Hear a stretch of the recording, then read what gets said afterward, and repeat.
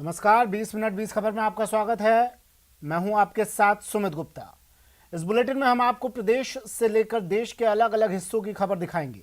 साथ ही आपको यह भी बताएंगे कि दुनिया भर में क्या कुछ चल रहा है। तो चलिए शुरू करते हैं 20 मिनट में 20 खबरों का सिलसिला। सबसे पहले खबर अपने प्रदेश राजस्थान की। बीसलपुर टोंक देवली उनियारा पेयजल परियोजना ने अब रफ्तार पकड़ ली है। दरअसल जल जीवन मिशन के तहत टोंक जिले में दूसरे फेज के लिए करीब 200 करोड़ रुपए स्वीकृत हुए हैं और अब उम्मीद है कि जल्द ही लोगों के घरों तक पानी पहुंचने का सिलसिला शुरू हो जाएगा। फेज 2 में टोंक जिले के 464 गांवों में हर घर नल कनेक्शन देने का काम चल रहा है। इस योजना से देवली के 148, उनियारा के 210 और टोंक के 106 गांवों के करीब 5 लाख लोग लाभान्वित होंगे। बताया जा रहा है कि इनके लिए 70,000 से ज्यादा पानी के कनेक्शन दिए जाएंगे। आपको बता दें कि बीसलपुर टोंक देवली उनियारा पेयजल प्रोजेक्ट 2012 में तैयार हुआ था और पहले चरण में बीसलपुर बांध पर फिल्टर प्लांट बनाया जा चुका है और यहां से 13 पंप हाउस और 71 टंकियों से पानी की सप्लाई भी हो रही है। अब दूसरे फेज के पूरे होने का इंतजार है, जिससे करीब 5 लाख लोगों की प्यास बुझेगी। जो जल जीवन मिशन के जो कनेक्शन हमको 100% हाउस होल्ड्स को देने हैं, इस साथ ही आंगनवाड़ी, स्कूल्स और सब सेंटर, पीएससी, सीएससी, इन सभी को भी और ग्राम पंचायत बिल्डिंग्स को भी 100% कवर करना है। भरतपुर पुलिस की गिरफ्त में जो शख्स है, उसे भरतपुर पुलिस ने हरियाणा के कुरुक्षेत्र की साइबर क्राइम ब्रांच ने लुहेसर गांव से गिरफ्तार किया है। बताया जा रहा है कि गिरफ्त में आए इस आरोपी ने बैंक कर्मचारी बनकर ओटीपी नंबर लेते हुए 2.5 लाख रुपए की ठगी की थी। इसकी जानकारी हरियाणा पुलिस ने भरतपुर के कामा पुलिस को दी, जिसके बाद लुहेसर गांव से इसे गिरफ्तार किया गया। इस शख्स का नाम साबिर है। पुलिस का कहना है कि मेवात इलाके में ऑनलाइन ठगी की वारदात करने वाले कई गैंग सक्रिय हैं और यहाँ कई गाँव में ठगी की वारदातों में शामिल आरोपी छिपे हुए हैं और जब भी किसी प्रदेश की पुलिस यहाँ इनकी तलाश में आती है, भरतपुर पुलिस उनकी मदद जरूर करती है। क्योंकि ये ऑल इंडिया में यहाँ के लोगों द्वारा इस प्रकार के क्राइम किए जा रहे हैं, क्षेत्र विशेष बदनाम है, तो ये उसी के तहत हमने इनको सहायता दी है। वहाँ की पुलिस को जब भी आते हैं उनकी पूरी इमदाद देते हैं और ये हमारा भी ध्येय है कि अधिक से अधिक साइबर क्राइम को रोकने का प्रयास किया जाए। जैसलमेर में नाचना का उपनिवेशन विभाग भ्रष्टाचार का अड्डा बन गया है। विभागीय जांच में रोजाना भ्रष्टाचार के नए खुलासे हो रहे हैं, लेकिन फिर भी यहां कुछ नहीं बदल रहा। एक बार फिर यहां भ्रष्टाचार के एक नए मामले का खुलासा हुआ है।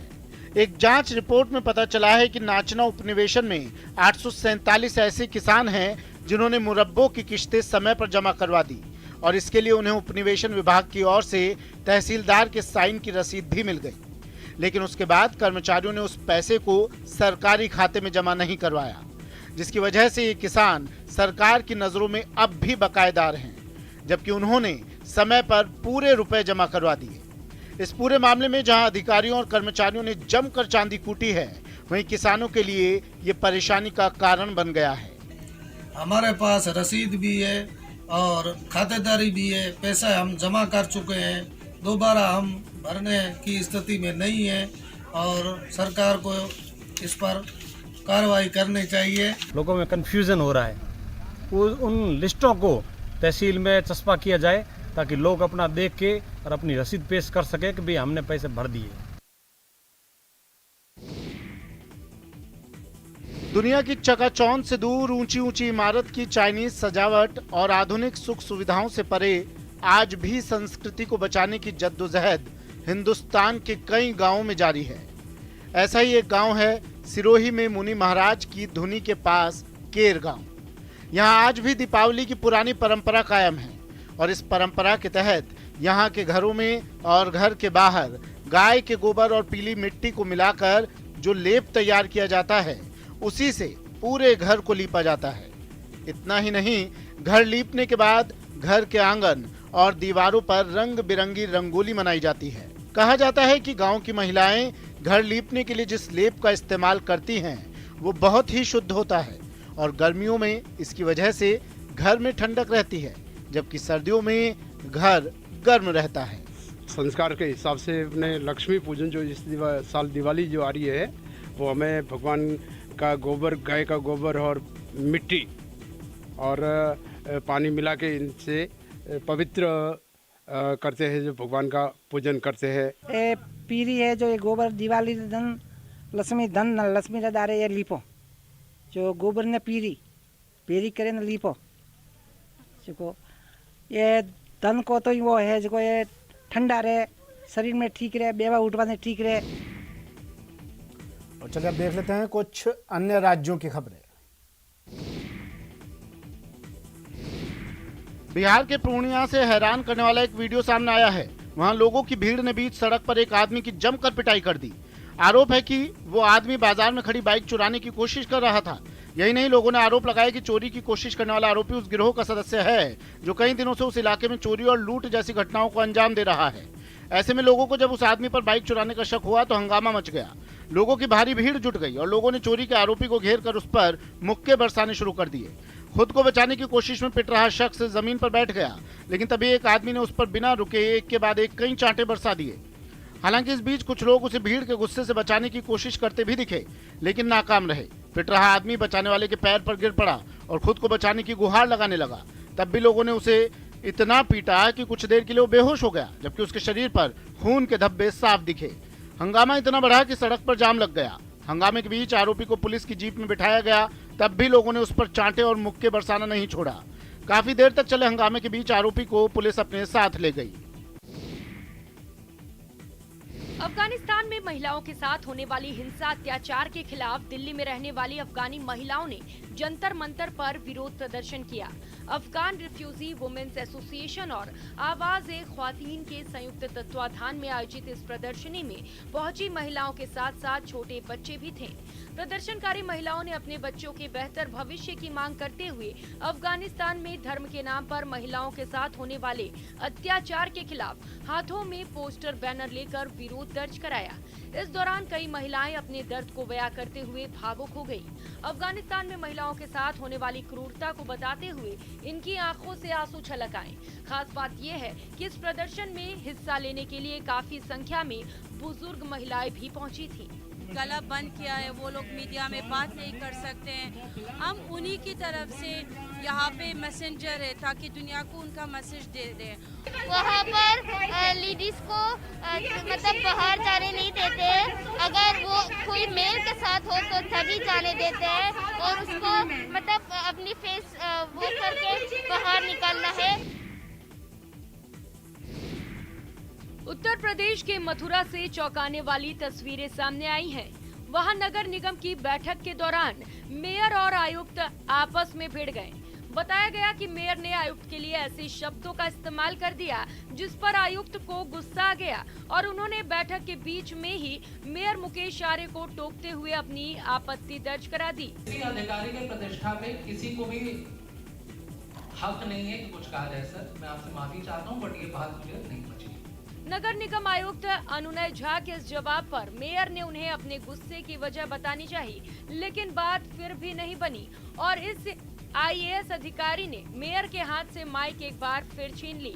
आप औकात की बात नहीं कर सकते। आप औकात की बात नहीं कर सकते। अगर औकात की बात है तो मेरी औकात है, मैं यहाँ से चला जाऊंगा। औकात की बात मत कीजिए आप।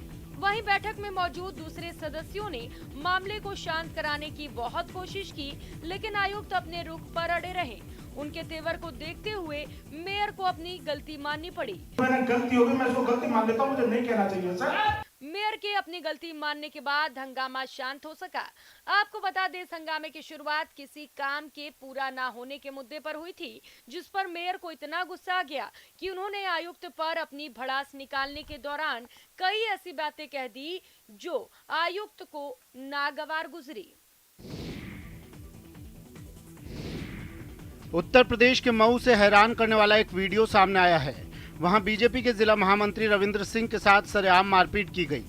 खास बात यह है कि इस मारपीट का वीडियो सोशल मीडिया पर वायरल हो गया, जिसमें दिखा कि नीली शर्ट पहने आदमी ने बीजेपी नेता रविंद्र सिंह की कॉलर पकड़ ली और उनके साथ मारपीट की। हालांकि इस दौरान वहां मौजूद लोग पिटाई करने वाले आदमी को रोकते हुए दिखाई दिए, लेकिन गुस्से से तमतमाए इस शख्स ने बीजेपी नेता को अपने चंगुल से नहीं छोड़ा।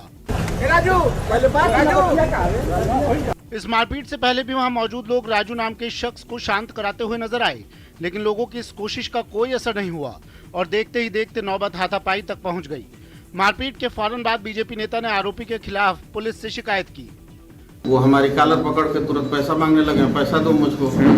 तो हमने कहा कि कोई हमसे ना कोई आपसे जान ना पहचान, किस बात का पैसा है। बताया गया कि आरोपी बाहुबली मुख्तार अंसारी का करीबी है और पैसों के लेन देन को लेकर ये मारपीट हुई। दरअसल बीजेपी के जिला महामंत्री रविंद्र सिंह ईंट भट्टे का काम करते हैं और उनका जिस शख्स से झगड़ा हुआ वो भी ईंट भट्टे के कारोबार से जुड़ा है। शुरुआती जांच के आधार पर पुलिस ने आशंका जताई कि पूरा झगड़ा पैसे के लेन देन को लेकर हुआ और पुलिस इसकी जांच कर रही है।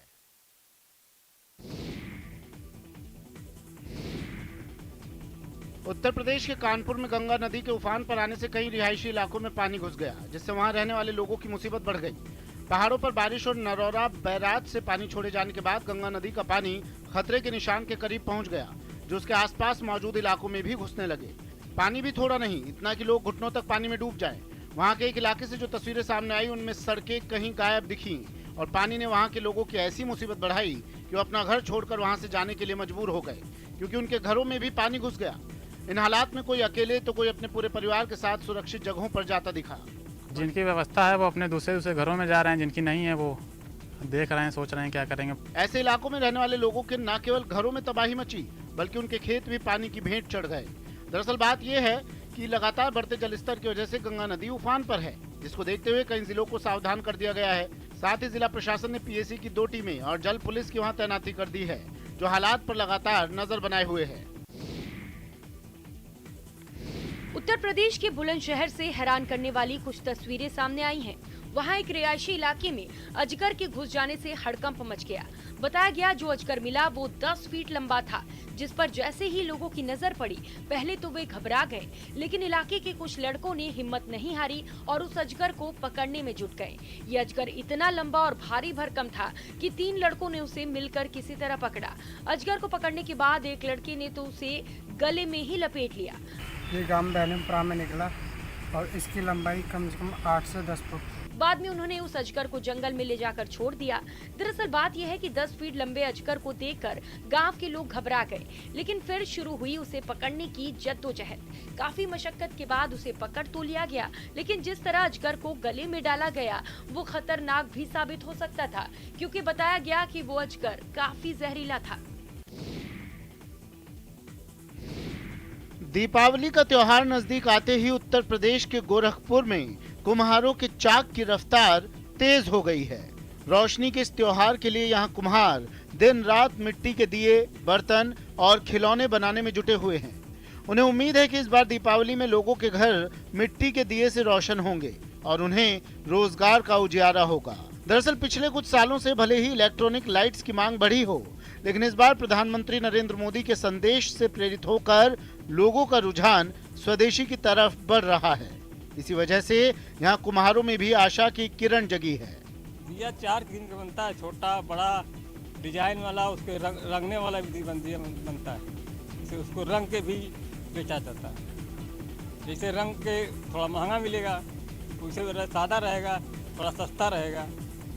दीपावली का उत्सव पे पूरा दिया का मान आ गया है, पूरा लक्ष्मीगढ़ जी का, और सब कोई मिल के इसको करा जाता है पूरा, और इसी का लोग शुभ माना जाता है बहुत। दीपावली में जो है मिट्टी के दिए को जलाना शुभ माना जाता है, और दीपावली के दौरान हम लोग तो चाइनीज झालरों का यूज वगैरह तो करते हैं, लेकिन ये जो मिट्टी का दिया होता है इसको बहुत ही शुभ माना जाता है। लक्ष्मी और गणेश जी का जब हम लोग पूजा करते हैं तो उस दौरान मिट्टी के दिए में ही उनसे पूजा की जाती है। उत्तर प्रदेश के जौनपुर से डरा देने वाली तस्वीरें सामने आई हैं। वहां पटाखों के गोडाउन में पटाखों ने आग पकड़ ली, जिससे वहां जोरदार धमाका हो गया। आरोप है कि वहां बिना इजाजत के पटाखे बनाए जा रहे थे। इस दौरान जरा सी चूक की वजह से पटाखों में आग लग गई और आग लगते ही पटाखे एक साथ फूटने लगे, जिसकी आवाज काफी देर तक और दूर तक सुनाई दी। पटाखों में आग लगने से आग की लिपटें और काले धुएं का गुबार उठता दिखाई दिया। कुछ देर में आग तो दिखनी बंद हो गई, लेकिन मकान की छत से धुआं लगातार काफी देर तक बाहर निकलता रहा। आरोप है कि मकान में बिना इजाजत के पटाखे बनाए जा रहे थे। ये समझ में नहीं आता प्रशासन ने किस तरह से यहाँ पर परमिशन दे रखा है, ऐसे आबादी के बीच में इस तरह का काम हुआ, बहुत बड़ी घटना घटी है। बताया गया है कि हादसे में 2 लोग बुरी तरह जख्मी हो गए, जिन्हें इलाज के लिए जिला अस्पताल ले जाया गया। इस हादसे की वजह से आसपास के करीब 12 मकानों को नुकसान पहुंचा है, जबकि पूरे इलाके में दहशत फैल गई।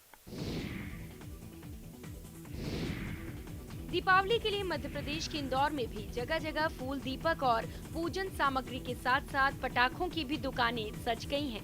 पिछले साल कोरोना की वजह से जहां आम लोगों की दीपावली फीकी रह गई थी, वहीं दुकानदारों का व्यवसाय भी चौपट हो गया था। इस बार कोरोना से थोड़ी राहत के बीच लोग दीपावली की जमकर खरीदारी कर रहे हैं। इंदौर के राजवाड़ा क्षेत्र के अलावा पाटनीपुरा, सत्य साई चौराहा, निपानिया चौराहा, कनाडिया, पलासिया, भंवरकुआ, तिलक नगर, बड़ा गणपति, स्कीम नंबर 78 और कई क्षेत्रों में पटाखों की दुकानें सज गई हैं और यहां हजारों लोग खरीदारी करने के लिए पहुंच रहे हैं। बाहर के व्यापारियों का रिस्पांस इस बार ठीक है, क्योंकि माल की शॉर्टेज है और लगभग बाहर का व्यापारी भीड़ भाड़ में आना पसंद नहीं कर रहा है। बहुत बढ़िया हालचाल है, माल कम है, बिक्री ज़्यादा है। 2 साल लोग कोरोना से त्रस्त थे, इस साल खूब खरीदारी कर रहे हैं। दिवाली का त्योहार जैसे जैसे नजदीक आता जा रहा है, वैसे वैसे बाजारों की रौनक भी बढ़ती जा रही है। ये तस्वीरें दिल्ली के चांदनी चौक और भागीरथ प्लेस की है, जहां रंग बिरंगी लाइट्स और इलेक्ट्रॉनिक दिए खरीदने वालों की भीड़ लगी हुई है। भागीरथ प्लेस मार्केट में जहां भी नजर डालिए, वहां रंग बिरंगी लाइटें और उनकी लड़ियों की भरमार है। खास बात यह है कि इसमें से कई रंग बिरंगी रोशनी के साथ पटाखों की तरह आवाज भी करती हैं। इतना ही नहीं, इस बार इलेक्ट्रॉनिक्स बाजारों में चाइनीज लड़ियों को टक्कर देने के लिए देसी लड़ियां भी उपलब्ध हैं। लेकिन देसी लड़ियों को घरों में सजाने के लिए आपको अपनी जेब से थोड़े अधिक पैसे खर्च करने पड़ेंगे। ऐसे में सब अपनी पसंद और अपनी हैसियत से यहाँ खरीदारी करने पहुँच रहे हैं और इस बार व्यापारी भी पिछले साल का घाटा पूरा करने की कोशिश में जुटे हैं। इतनी रौनक देख रही हो, पहले इतना नहीं था, पहले प्रशासन भी बहुत ज़्यादा टाइट थी। अब तो नॉर्मली अब सब कुछ ठीक है, अब आदमी आराम से घर से निकल रहा है, घूम रहा है। मार्केट बहुत ढीली है, खाली भीड़ भड़का और कुछ नहीं है। और ये जो डेंगू चल रहा है, इसमें भी 50% कोरोना दिल्ली को हो चुका है, डेंगू बता रहे हैं, एडमिट कर रहे हैं और कुछ नहीं है। ये भीड़ दिल्ली के सरोजनी नगर मार्केट की है, जहां दिवाली की खरीदारी के लिए बड़ी संख्या में लोग आ रहे हैं और उनकी वजह से कोरोना नियमों की धज्जियां उड़ रही हैं। दरअसल पिछले साल कोरोना की वजह से दिल्ली के लोग दिवाली का त्योहार पूरे उत्साह के साथ नहीं मना सके थे, लिहाजा थोड़ी सी छूट मिलते ही इस बार ये लोग दिवाली का त्योहार पूरे उत्साह के साथ मनाने की तैयारियां कर रहे हैं। लिहाजा दिल्ली के बाजारों में खरीदारी करने वालों की भीड़ उमड़ रही है। भले ही लोग दिवाली के लिए खरीदारी करने घरों से निकल रहे हैं, लेकिन इन लोगों को समझना चाहिए कि कोरोना का खतरा अभी टला नहीं है और अगर ऐसे में लापरवाही जारी रहती है तो फिर कोरोना वायरस के संक्रमण को संभालना काफी मुश्किल हो सकता है। सबने 2 वैक्सीन लगवा लिया, आप देख रहे होंगे बाजार में कितनी रौनक है। सरोज जैसे उमड़ आया हो सारा भारत सरोज नगर में। नहीं, इस बार क्या है कि वैक्सीनेशन लग चुकी है लोगों को, इस बार सबको वैक्सीनेशन लग चुकी है, इस वजह से लोगों के मन में डर कम हो गया है। बहुत अच्छा फील हो रहा है क्योंकि पहले इतना कुछ था नहीं, पहले ज़्यादा चहल पहल भी नहीं थी। इस बार कुछ ज़्यादा कोविड की वजह से ज़्यादा वो नहीं था, इस बार कुछ ज़्यादा चहल पहल भी है थोड़ा, एंड रौनक भी है, अच्छा लग रहा है। हैदराबाद में चल रहे ईरानी फूड फेस्टिवल में ईरानी डिश का लुत्फ उठाने के लिए बड़ी संख्या में लोगों का आना जारी है। आपको बता दें, हैदराबाद में माधोपुर के ट्राइडेंट होटल में आयोजित इस फूड फेस्टिवल की मेजबानी ईरान के महावाणिज्य दूतावास की ओर से किया जा रहा है। इस फूड फेस्टिवल में प्रमाणिक ईरानी भोजन मसलन कबाब और तरह तरह की बिरयानी तो है ही, साथ ही यहाँ शाकाहारी व्यंजन भी परोसे जा रहे हैं और जो लोग भी यहाँ आ रहे हैं वो ईरानी शेफ की तारीफ करते नहीं थक रहे। Good, it was different from what I expected, but quite nice. The paneer is especially nice. I really like the quality of the paneer. The meats are also very nice, especially the prawn kebab. That was quite nice. Iran की celebrity chef Mona यहाँ प्रमाणिक ईरानी भोजन परोस रही हैं और हैदराबाद के लोगों से तालियां बटोर रही हैं। फूड फेस्टिवल है 5 दिन के लिए। हम पहला 5 दिन के लिए डिनर के लिए हम फूड फेस्टिवल किया, लेकिन इतना लोग को पसंद आया कि वो लोग लंच भी आया। 20 मिनट 20 खबरों में अब बात कर लेते हैं इंटरनेशनल खबरों की।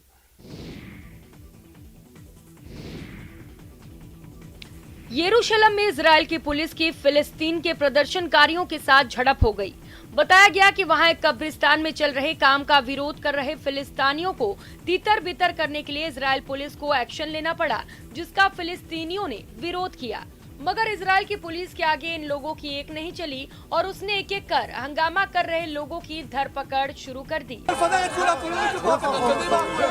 अपने साथियों को हिरासत में लिए जाने से बाकी के प्रदर्शनकारी और उग्र हो गए। लिहाजा हालात संभालने के लिए इजराइल पुलिस ने आंसू गैस के गोलों का इस्तेमाल किया, जिससे बचने के लिए कुछ लोग इधर उधर भागने लगे,